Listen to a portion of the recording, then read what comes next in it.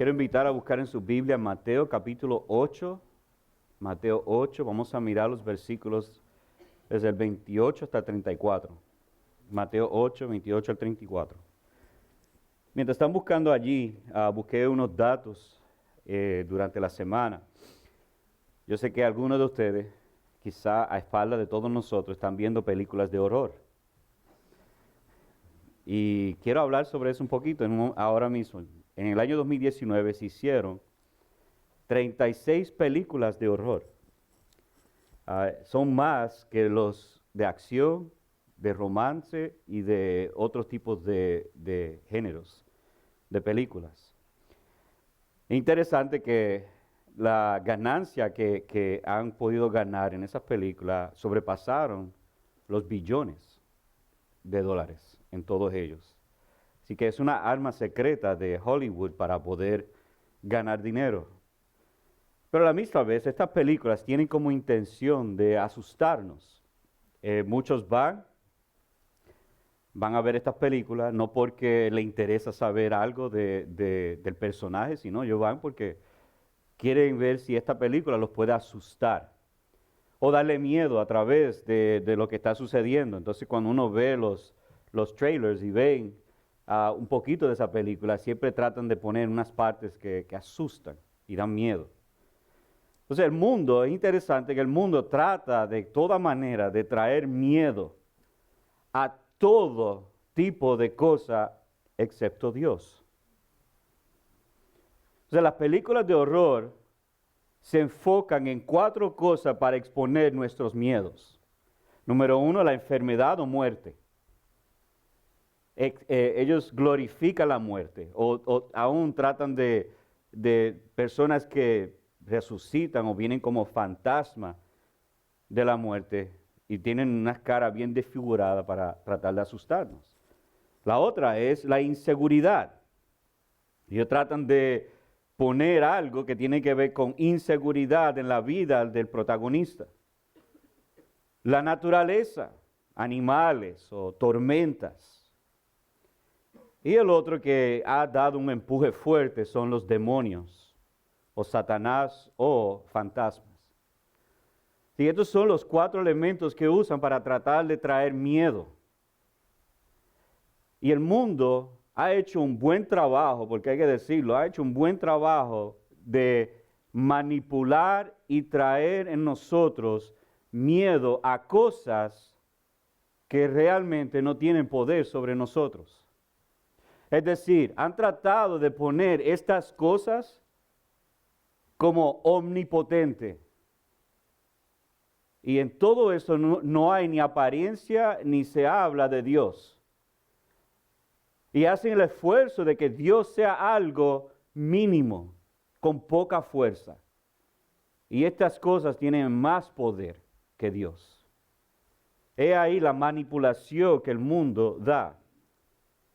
Entonces nosotros vemos que en la Escritura nos enseña que hay 3 fuerzas que están atacando constantemente al creyente. Y no solamente al creyente, pero al incrédulo también. Uno es el sistema del mundo, la cual yo he mostrado ahora que el mundo ha maquinado de una manera de enfocarnos en cosas que supuestamente nos debe dar miedo más que a Dios. Entonces, yo decir esto va en contra del constante bombardamiento en su mente que han recibido durante toda su vida. Si yo lo que voy a decir ahora no cuadra en su mente por causa de lo que el mundo ha hecho, y es que nuestro temor y terror debe ser hacia Dios y no hacia fantasmas y fantasías y cosas que no tienen soberanía sobre nosotros. Eso como que no cuadra en nosotros, porque el mundo ha vendido Dios como este abuelito viejito que no tiene fuerza y no puede hacer absolutamente nada para ayudarnos. Es como el viejito que es tan bueno y dulce. Así es el cuadro que tenemos de Dios. Cuando si lees Isaías, dice que el terror de Jehová o el terror del Señor nos lleva a nosotros. O sea, tú ves cosas que la gente se espantan cuando ven a Dios. Cuando hay alguna algún momento en la Escritura cuando vemos a Dios, por ejemplo, cuando Moisés vio a Dios, él se tiró al piso. Cuando los discípulos escucharon la voz del Padre, se espantaron y se tiraron al piso. Y hoy día está al revés. Nos espanta más cuando no tenemos trabajo de saber que el Dios soberano y omnipotente está en control de las cosas. Cuando las cosas no van a nuestra manera, ahí sí nos espantamos. Tenemos miedo. Así que lo que estoy tratando de probar antes de entrar al texto es que nuestro miedo está mal dirigido. Y espero en esta mañana y tarde que podemos tener un miedo bíblico hacia el Dios santo y vivo y verdadero. Entonces leemos el texto, leemos Mateo 8, del 28 hasta el 34. Cuando llegó al otro lado, a la tierra de los Gadarenos, le salieron al encuentro 2 endemoniados que salían de los sepulcros, violentos en extremo, de manera que nadie podía pasar por aquel camino. Y gritaron diciendo, ¿qué tenemos que ver contigo, Hijo de Dios? ¿Has venido aquí para atormentarnos antes del tiempo? A cierta distancia de ellos había una piara de muchos cerdos paciendo. Y los demonios le rogaban, diciendo, si vas a echarnos fuera, mándanos a la piara de cerdos. Entonces él les dijo, id. Y ellos salieron y entraron en los cerdos. Y aquí que la piara entera se precipitó por un despeñadero al mar y perecieron en las aguas. Los que cuidaban la piara huyeron y fueron a la ciudad y lo contaron todo, incluso los de los endemoniados. Y toda la ciudad salió al encuentro de Jesús y cuando le vieron, le rogaron que se fuera de su comarca. Oremos. Señor, danos a nosotros ojos para ver. Ilumina nuestro entendimiento. Y ayúdanos a poner en práctica lo que acabamos de escuchar ahora. Y es confiar en Jesucristo como aquel que tiene autoridad, poder y dominio sobre Satanás y los demonios. A la misma vez, Señor, que nuestro miedo sea dirigido hacia ti. Que con temor y temblor nosotros entendamos que aquel que puede quitar nuestra vida, enviarnos al infierno, es digno de temor y temblor. A la misma vez, danos gozo y danos también a nosotros más y más fe para confiar en Jesucristo. Yo te lo ruego, Señor, en el nombre de Jesús. Amén. En los capítulos 8 al 10, el apóstol Mateo está haciendo un esfuerzo mayor de mostrarnos a nosotros varias cosas que él mostró anteriormente del capítulo 5 al 7, y es que aquel que predica tiene autoridad. Ahora vemos el Jesús, quien es Rey de Reyes, y en este momento es aquel que fue prometido desde antes que iba a venir, como vemos en Deuteronomio capítulo 10, que aquel profeta que iba a venir, que sus palabras teníamos que escuchar, ahora vemos aquel quien debemos de seguir. Este mismo Jesús es el Rey eterno. Y Él está marchando y conquistando en estos capítulos del 8 al 10, mostrando que Él es el Rey prometido, el Rey que debemos de seguir, el Rey que es soberano sobre todas las cosas. Este Rey es Dios encarnado. Entonces vemos en estos versículos que los elementos afectados por el pecado no tienen autoridad sobre Jesús. A lo contrario, Jesús tiene autoridad sobre ellos. Entonces nuestros cuerpos físicos son afectados por el pecado. ¿Quién seguiremos es afectado por el pecado? La naturaleza fue afectada por el pecado y también el reino maligno de Satanás marcha para tentarnos a pecar. Y cada uno de ellos se someten a Jesucristo. Jesús no se somete a ellos. Ellos se someten a Jesús. Eso es importante porque vimos en el versículo 1 al 17 que Jesús tiene autoridad sobre las enfermedades. Vimos la autoridad de Jesús en sanar milagrosamente a un leproso,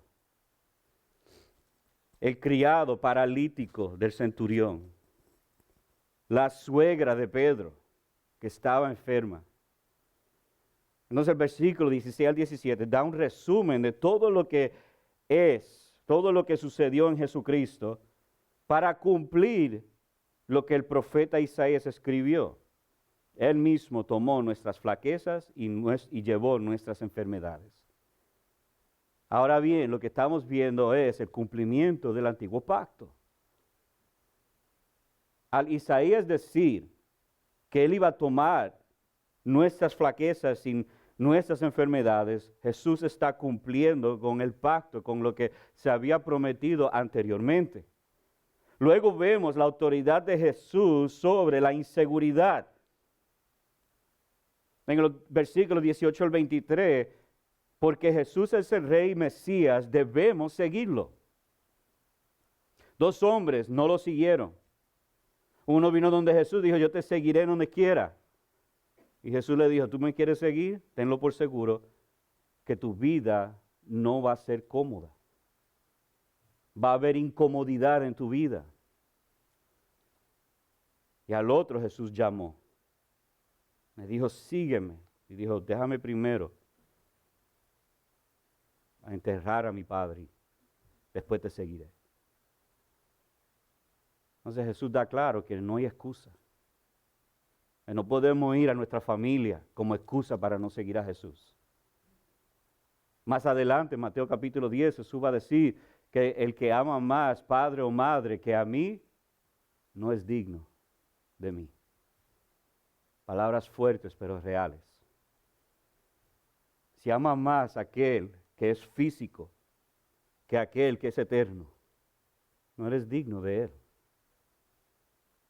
Si ama más el que te crió por un tiempo que aquel que te dio vida y que es Dios, no eres digno de él. Entonces hay un tercer elemento, el cual Jesús tiene autoridad, y sobre la naturaleza, y eso lo vimos, versículos 24 y 27.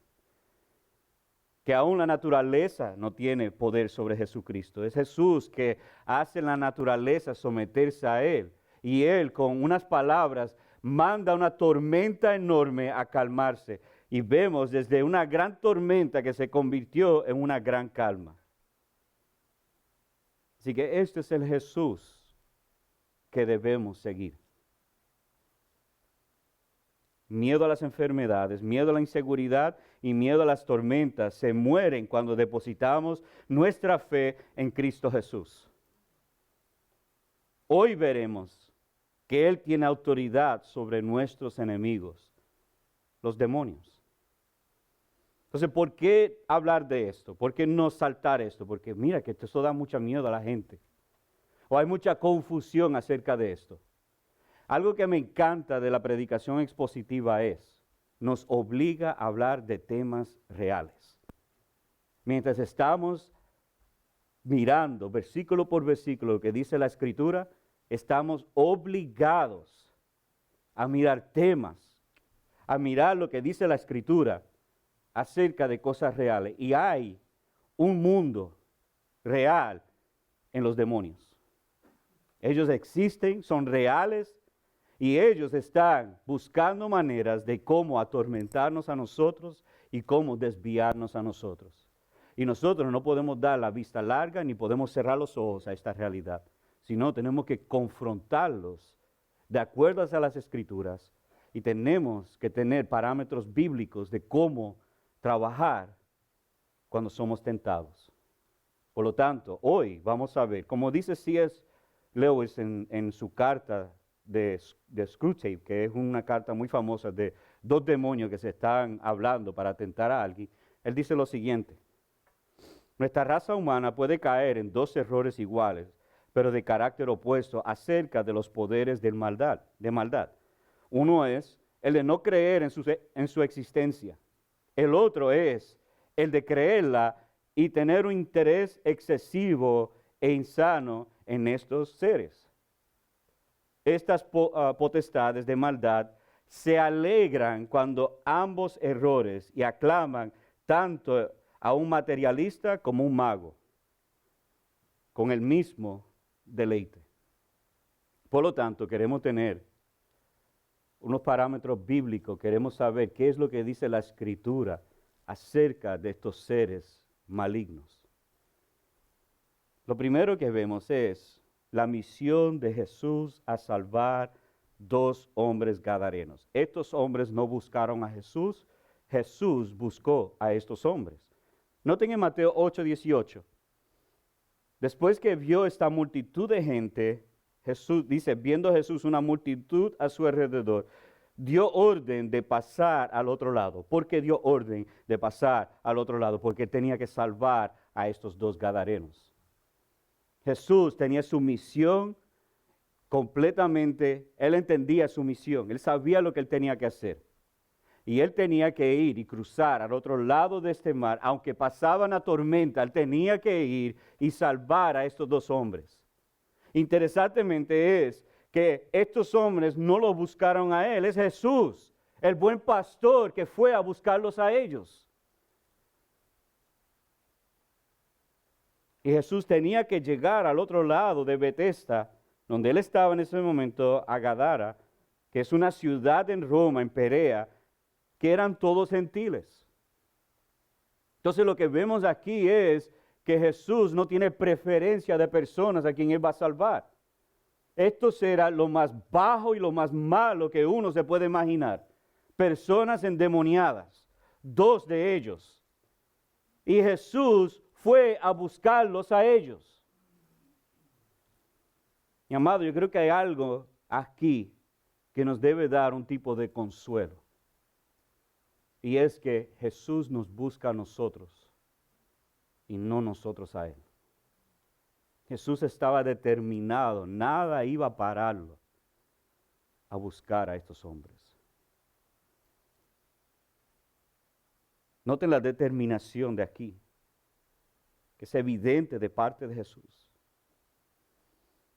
Y al llegar allí se encuentra con estos dos. En Marcos dice que tenía el nombre Legión. También en Marcos y Lucas dice que era uno, y en Mateo dice que era dos. Entonces, ¿cuál es?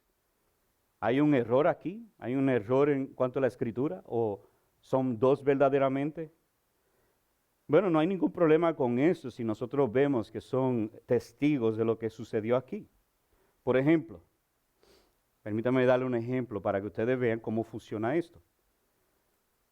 Una vez el pastor Tony me pregunta a mí, Quique, ¿fue a tu casa a comer? Y yo le dije que sí. Él vino a mi casa a comer. Entonces mi esposa estaba hablando con Kim y le dijo, Quique, Ivette y Santiago vinieron a mi casa. Entonces, ¿soy yo un mentiroso? No. Yo estaba dando el dato, la información que él me pidió. Yo le dije a él, sí, Quique estaba en mi casa. Pero como mi esposa es mujer, las mujeres dan más detalles. Ella empezó a dar muchos detalles acerca de lo que pasó. Yo simplemente le contesté la pregunta bien lo que él me pidió. Así somos nosotros. A veces mi esposa me pregunta, alguien me hace una pregunta, después ella me dice, ¿qué te dijo? Pues yo le di la respuesta que yo di. Entonces me empieza a dar como 10 preguntas más. Yo dije, yo no pregunté nada de eso, yo simplemente le contesté esta. Yo me pongo nervioso después, yo digo, pero me faltó, se me olvidó hacer todas estas preguntas. Entonces, aquí vemos un testigo que él está informando lo que él vio con más detalle, pero hay otros testigos que dieron simplemente un detalle. Y no hay nada malo con eso.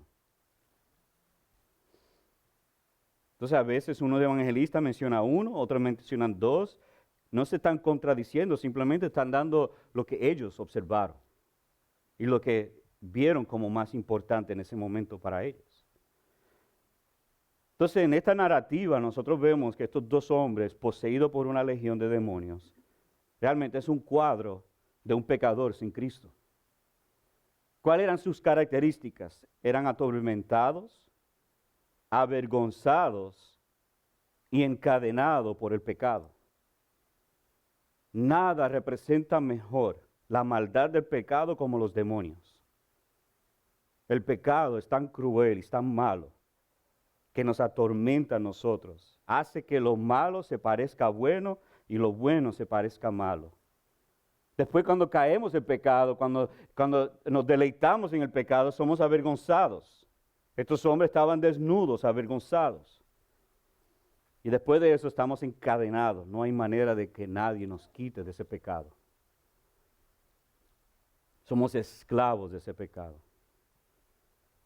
Noten también las características de los endemoniados. Dice que salían de los sepulcros, que eran violentos en extremos.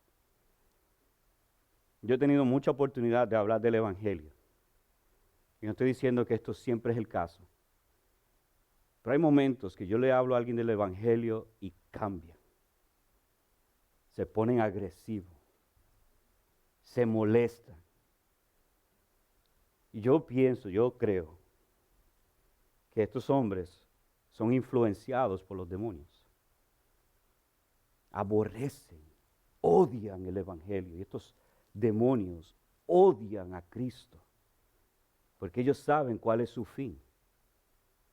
Cuando vemos ese tipo de odio, tenlo por seguro que hay una influencia del maligno detrás de ese odio. Hay una influencia del maligno que está influenciando grandemente a esta persona. Pero no tenga miedo, amado. Cristo ha vencido al enemigo. Cristo ha vencido a Satanás. Cristo ha aplastado la cabeza de la serpiente. Cristo es mayor y más poderoso, y veremos en estos versículos que Él ciertamente es mayor que los demonios. Nota el versículo 29, ahora vemos su odio. Dice, y gritaron diciendo, y este grito no era como un asusto, sino un grito de odio hacia Él. Y era una combinación de odio y miedo, porque vemos en Marcos también que ellos se arrodillaron también. Entonces, dos cosas que entendieron ellos acerca de Jesús: que Él es el Hijo de Dios y que serán juzgados. Entonces, permítame darle algunas características de lo que son los demonios, además de lo que vemos en el texto. Permítame abarcar acerca de todas las escrituras. ¿Quiénes son ellos? Vemos primeramente a través de las escrituras que los demonios tiemblan ante Cristo. En Marcos 1, 24 al 26 dice que ellos con temor y gritando salieron de un hombre endemoniado en una sinagoga. En Santiago 2, 19 dice que los demonios creen y tiemblan. Así que los demonios saben su fin. Aquí en este texto vemos que ellos saben, ellos entendieron que ellos serán juzgados, ellos van a ser atormentados en algún momento. Ellos ciertamente están ya juzgados, eternamente van a ser tormentados por el mal que han hecho. Igual ellos, todos los que han rechazado a Cristo, van a acompañar a los demonios en ese tormento.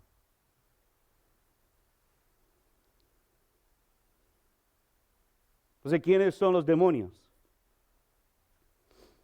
O sea, la Biblia nos habla sobre ellos. La realidad es que no entra en muchos asuntos específicos. ¿Por qué? Porque la Biblia no está hablando de demonios, la Biblia está hablando de Dios. A ver, esto es revelación de Dios, no de demonios. Pero sí nos da suficiente a nosotros para saber qué debemos de hacer. Lo que sí sabemos es, y yo voy a tratar de hablar en donde habla la Biblia y no voy a llenarlo con huecos de razonamientos. Yo simplemente voy a dar lo que dice la Escritura. En Judas 6 vemos que ellos sí verdaderamente abandonaron su morada, su manera de vivir. Dice en Judas 6 que a los ángeles que no guardaron su dignidad, sino que abandonaron su propia morada, los ha guardado bajo oscuridad en prisiones eternas para el juicio del gran día. Ciertamente recibirán juicio. Y el mismo castigo lo recibirá todo aquel que ha rechazado a Cristo. Y si tú estás aquí hoy y nunca has puesto tu fe en Cristo Jesús, entienda algo claramente. Ya tú estás juzgado. Y un día tú tendrás que ir ante un Dios lleno de ira, un Dios que es un gran juez, y ciertamente serás culpable de tus pecados y recibirás ira tras ira por toda la eternidad. Apocalipsis 12, 1 al 10 dice que una tercera parte de los ángeles se fueron con Satanás. Satanás engañó a una tercera parte de los ángeles y se fueron con él. Los ángeles que cayeron con Satanás, igual, estos ángeles eran los que cayeron con Satanás. Igual que hay un rango y organización dentro de la estructura de los ángeles celestiales, hay un rango y organización en los espíritus inmundos. Noten lo que dice Efesios 6, de 11 al 12, dice, para nosotros, vestidos de toda la armadura de Dios, para que podáis estar firmes contra las acechanzas del diablo. Así que vemos aquí un llamado a todo creyente a estar firme en aquella armadura que Dios nos ha dado a nosotros. Es la fe, la oración y todos los medios de gracia que Dios nos ha dado para vencer al maligno. Entonces ahora Pablo en estos versículos de Efesios 6, él da orden, dice, sino contra principados, contra potestades, contra los gobernadores de las tinieblas de este siglo, contra huestes espirituales de maldad en las regiones celestiales. Noten que habla en plural. Son llamados espíritus inmundos, espíritus malos, tienen varios nombres ellos. Estos son antes ángeles que disfrutaban y se deleitaban en la gloria de Dios y se rebelaron contra Dios. Y para siempre será su eterna destrucción. Entonces, ¿qué es lo que hacen? ¿Cuál es su trabajo? Bueno, su trabajo es engañar a las personas a vivir en contra de lo que Dios demanda de nosotros. En 1 Timoteo 4:1 dice, pero el Espíritu dice claramente que en los postreros tiempos algunos apostatarán de la fe, escuchando espíritus engañadores y a doctrina de demonios. Así que su trabajo, su fin primordial es llevar a la humanidad en engaño. Llevar a la humanidad a escuchar y creer la falsedad. Todo lo que no está en la Escritura, ellos van a torcerlo y van a hacer lo bueno malo, lo malo bueno. Para lograr esto, ellos no van a obrar de una manera justa. Ustedes deben de entender que los demonios no juegan bien. ¿Sabe? Ellos no juegan bajo las reglas. Ellos van a hacer cualquier cosa para engañarte y van a hacer cualquier cosa para tentarte, para no seguir al Señor. Te van a manipular a pensar que el adulterio y la fornicación son cosas que son derechos para nosotros. Te van a engañar y te van a manipular a pensar, nada, tú no tienes que venir a la iglesia los domingos. Tú no necesitas la iglesia. Tú no necesitas congregarte. Ellos te van a manipular y te van a engañar con pensar que trabaja este domingo, no te preocupes. Tú necesitas el dinero. Después tú puedes diezmar más. Ellos son buenos engañando. Ellos llevan mucho más tiempo que nosotros engañando a la humanidad. Son expertos engañándonos. Y no te creas y tú, no piensas que tú tienes la fuerza ni la capacidad de poder vencerlos en tu propia fuerza, porque no lo tenemos. Porque todos aquí hemos caído. Y de algún momento en nuestra vida hemos sido engañados por los demonios.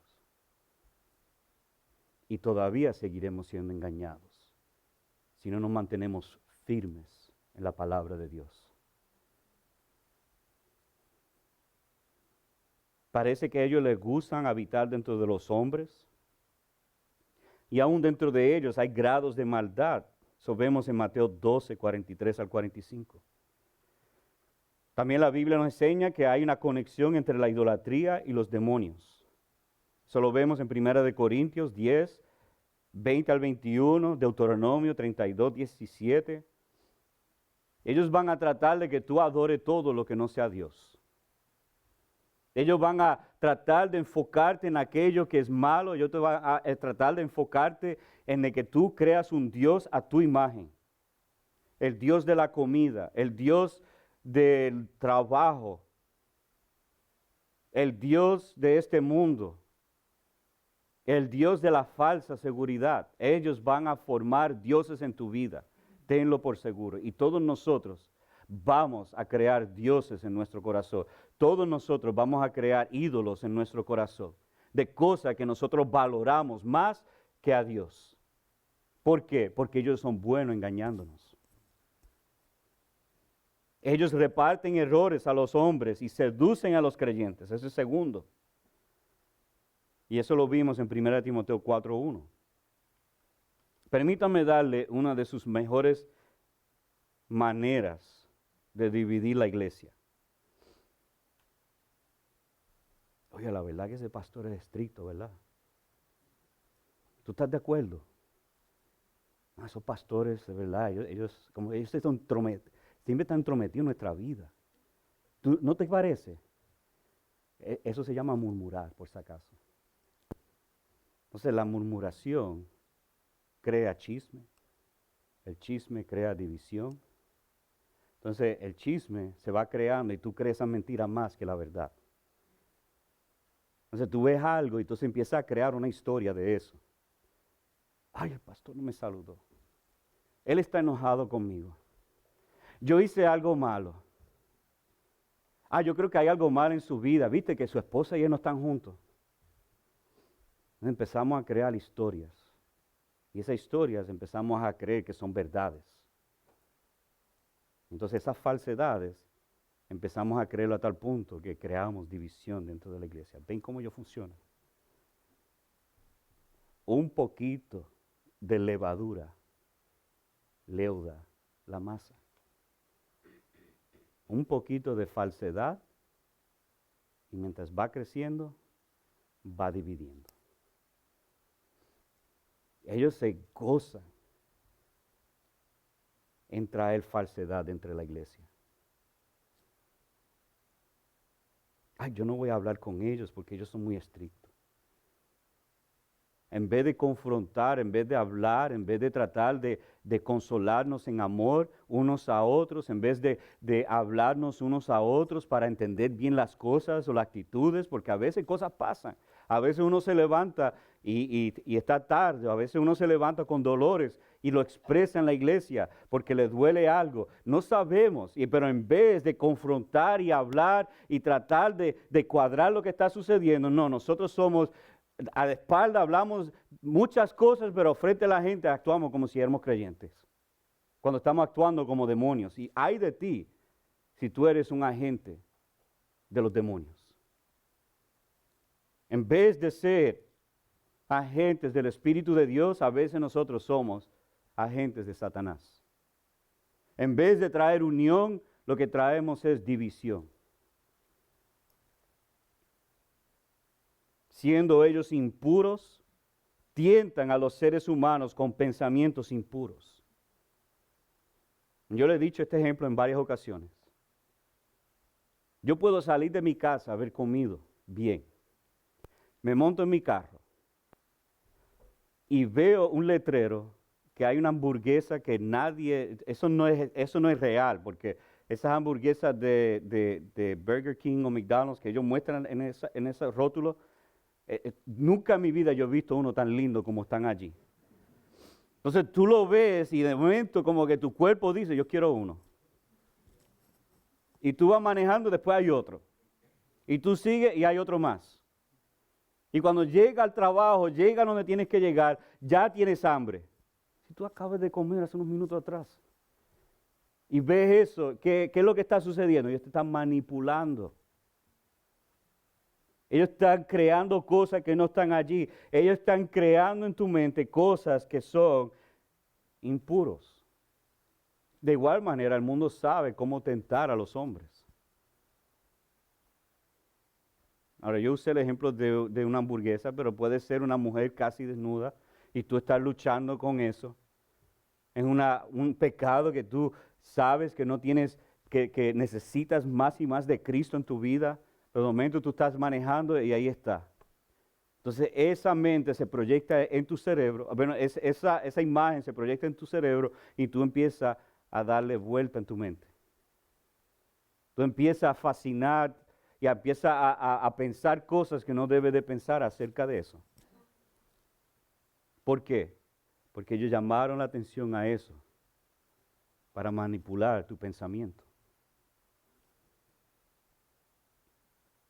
Otra cosa que ellos usan son los medios para engañar a la gente. Las cartas de tarot. Yo me sorprendí una vez cuando yo hablé con una persona que me dijo que era creyente y estaba visitando a estas personas que le dicen el futuro, usando las cartas. Honestamente me sorprendí que alguien hizo eso. Un creyente, alguien que se llama creyente, que fue a uno de estos y le dio dinero. Entonces yo lo que quería hacer, dos cosas yo quería hacer. Primero, quería saber si era creyente. Después quería ver los diezmos, a ver si está, porque parece que está dando más dinero a esto que a Dios. Entonces, son dos cosas que obviamente mi mente todavía está en santificación, en un proceso de santidad. Pero me sorprendí de eso. ¿Por qué? Porque los demonios dicen cosas con tanta autoridad que a veces nosotros lo creemos. Creemos que si leemos acerca de mi signo, estas cosas me van a pasar. Yo soy Leo. Yo voy a ser fuerte. Yo voy a conquistar. Yo voy a tener mucho dinero. Y entonces empezamos a creer todas estas mentiras.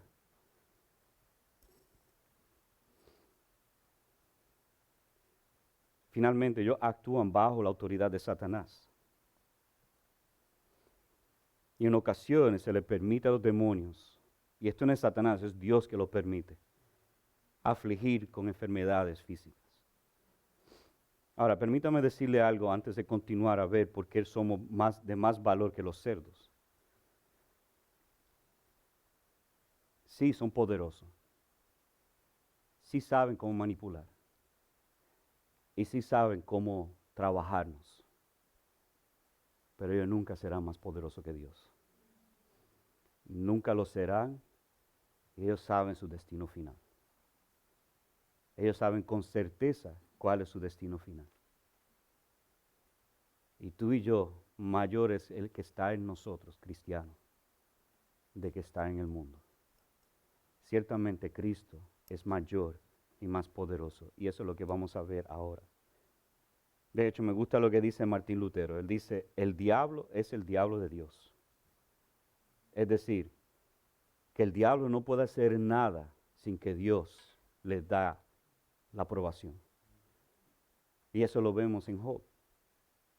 De hecho, interesante, si ustedes leen Job, no fue Satanás que estaba buscando de Job. Escuchen esto. Fue Dios que señaló a Job. Dios fue quien dijo, mira a mi siervo Job. Y ahí entonces Satanás se interesó en él. Y si Satanás es enviado por Dios para atormentarnos, tenlo por seguro que por medio de Cristo nosotros lo podemos vencer.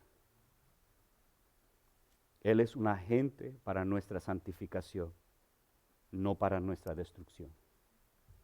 Entienda eso, cristiano.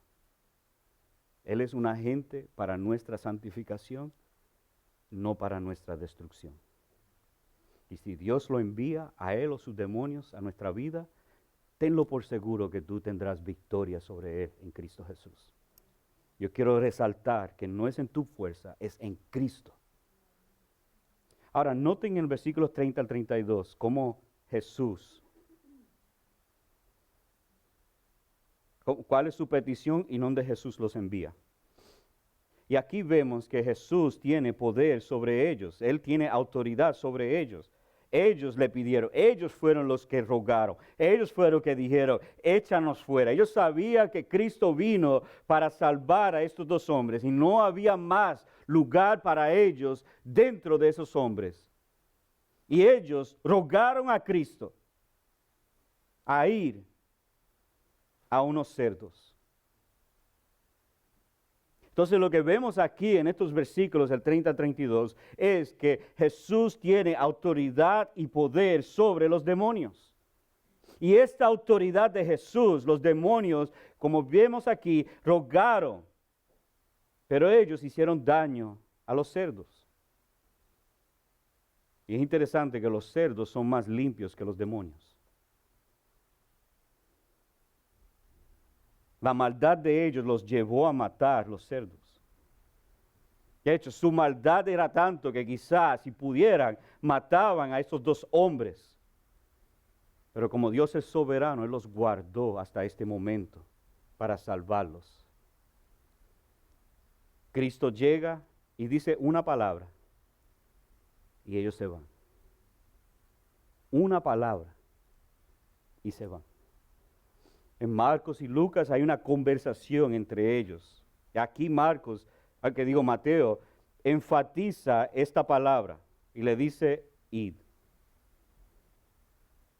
¿Qué autoridad tiene Jesús? Solamente con decir se van. Él no tiene que echarle agua bendita ni nada de esas cosas. Simplemente con una palabra ellos se van. Amado, eso es poderoso. Yo he estado en guerra y yo he visto que con nuestras palabras nosotros no podemos decirle al otro y manipular a los demás a hacer otras cosas. Yo le podía haber dicho a los iraquíes, dejan de luchar contra nosotros y me iban a dar 3 o 4 balazos. Pero Cristo les dice y ellos hacen. Eso es autoridad. Ese es el Cristo que está en ti, cristiano. Lo inmundo se fue con lo inmundo. Jesús vino a salvar a estos pecadores. Y los espíritus inmundos se van con lo que la Biblia muestra un animal inmundo y sucio. Y estos hombres fueron limpios por Jesús. Y la contaminación de los demonios se tenía que ir. Pero no solamente vemos su autoridad sobre ellos, pero vemos también el poder de Jesús. Y esto nos muestra que Jesús es más poderoso que los demonios. Sí, los demonios tienen poder, pero no son más poderosos que Cristo. En el libro de Marcos dice que estos demonios se llamaban legión. Es una palabra que se usaba en el tiempo romano para decir que había aproximadamente 6,000 soldados. Una legión de soldados eran 6,000. Ahora, no sabemos si habían 6,000 demonios dentro de estos dos hombres. Posiblemente sí, posiblemente no. Pero sí sabemos que había una cantidad grande de ellos. Y la realidad es que es una pelea injusta de los demonios contra Jesús. Es injusta porque Jesús les ganó. 1 contra 6,000 todavía es una mayoría. Cristo contra los demonios todavía sigue siendo una mayoría. De parte de Jesús, obviamente. Entonces Jesús sigue siendo la mayoría. De igual manera, amado, escúchame. Tú puedes tener miles de millones de pecados y Cristo los vence a todos. ¿Me escucharon? Porque a veces un pecado nos da tanta culpabilidad que nos paralizamos. Y yo les quiero mostrar, estoy mostrando aquí, que Cristo es mayor que todos tus pecados.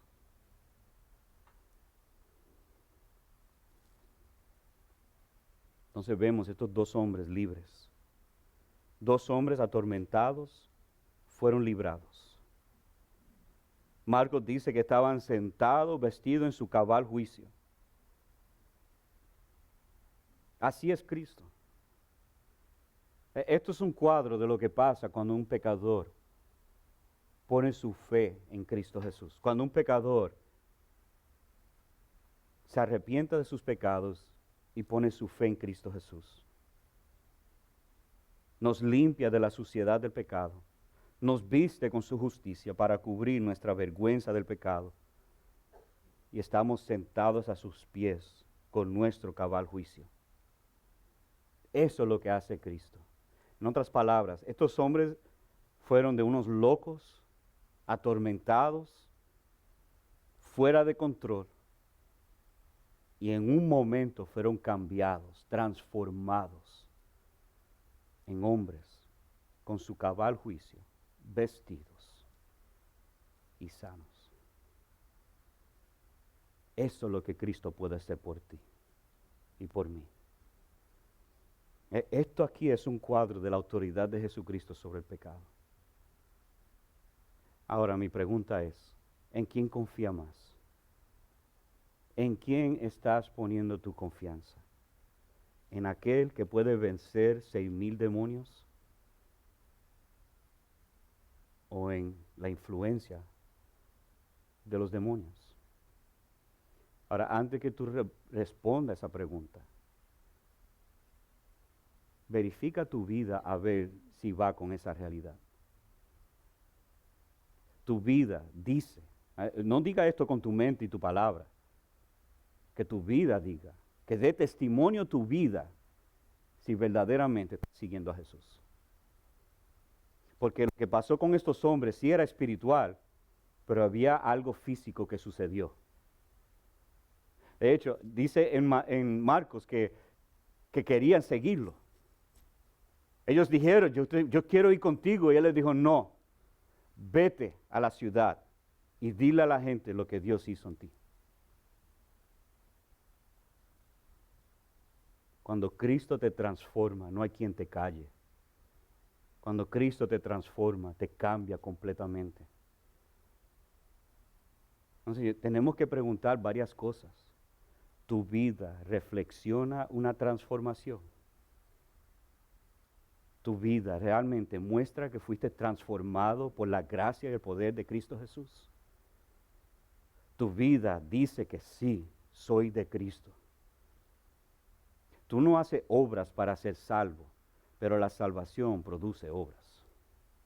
La salvación, el saber que yo soy encadenado por el pecado, que yo estoy atormentado por el pecado, que yo estoy lejos de la gloria de Dios, que yo estoy completamente fuera de la gloria de Dios. Cuando esas realidades yo lo percibo y lo puedo ver, y de un momento yo entiendo que Cristo me salvó por su gracia, ¿cómo puedo quedar igual que antes?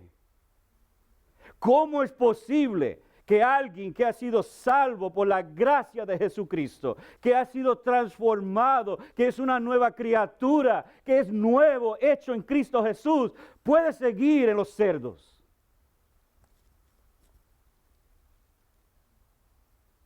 O eres transformado o no lo eres. Estos hombres anhelaban seguir a Jesús.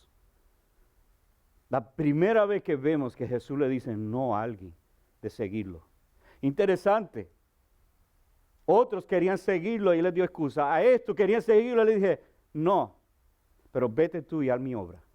Haz lo que yo te digo. Ve, dile a todo el mundo lo que Dios ha hecho por ti. Y lo que parece es después en Marcos que gozosamente fueron y le dijeron a todo el mundo lo que Dios hizo en ellos.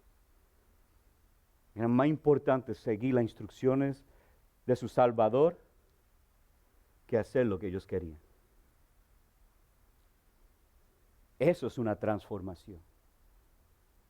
Eso es lo que Dios hace en Cristo Jesús, en la vida de un creyente. Lo transforma, lo cambia completamente.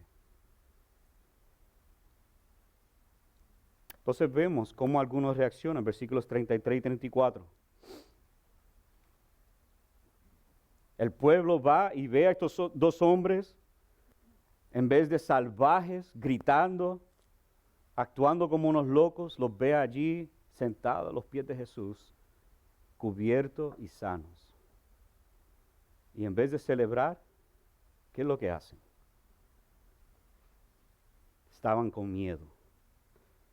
¿Ustedes han notado en capítulo 8 el patrón de miedo? ¿No lo notaron? Miedo de seguir a Jesús. Miedo de la tormenta. Y ahora vemos otros que tienen miedo porque Cristo salvó a dos pecadores.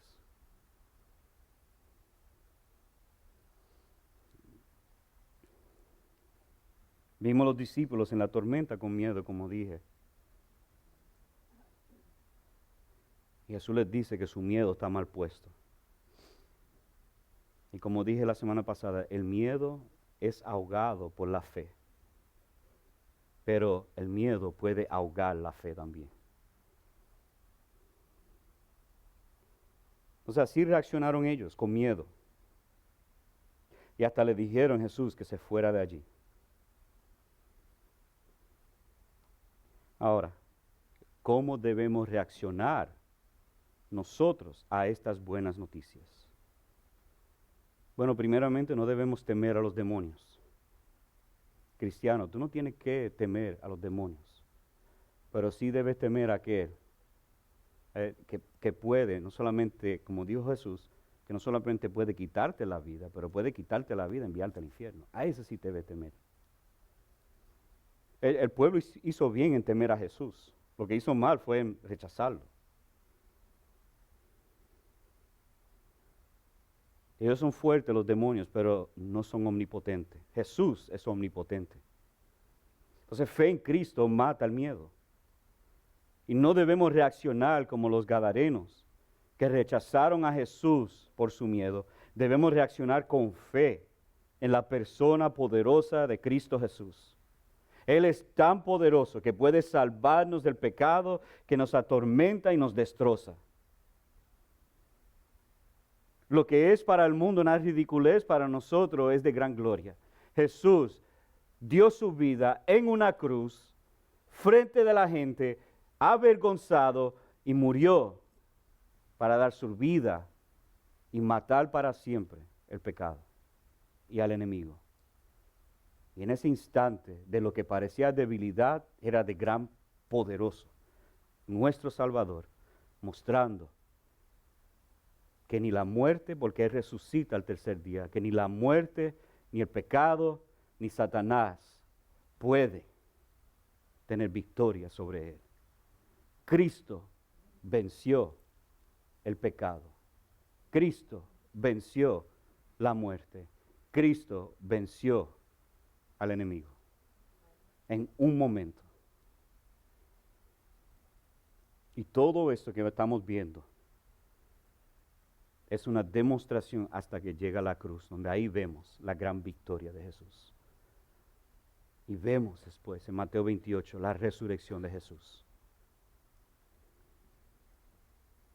Vemos aquí también la transformación dramática de un hombre atormentado, desnudo y fuera de control, a un hombre quieto y en paz, arropado y en control. Y ese mismo poder está disponible para cambiar al más vil pecador. ¿Cómo? Arrepentirte de tus pecados y poner tu fe en Jesucristo. Jesús transforma a todos los que son de Él. Jesús vino a buscar a estos hombres y Jesús sigue buscando a aquellos que han de creer. Mi pregunta es, ¿cómo tú vas a responder? ¿Como los que eran endemoniados o como los del pueblo gadareno? Ahí mismo donde tú estás, tienes que tomar una decisión. O vas a seguir a Cristo o vas a seguir en tu pecado. ¿A quién tú vas a seguir?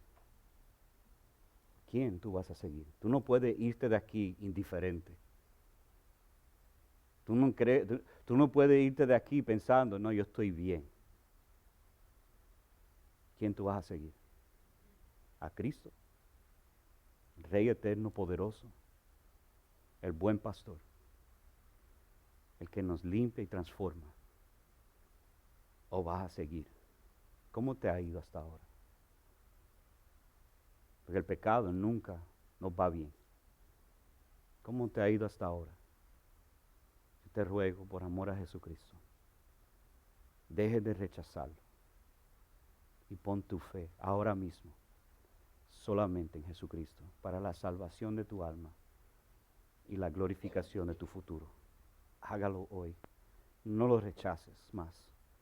Pídele a Dios ahí mismo que te salve de tus pecados y que te dé vida y vida eterna. Oremos.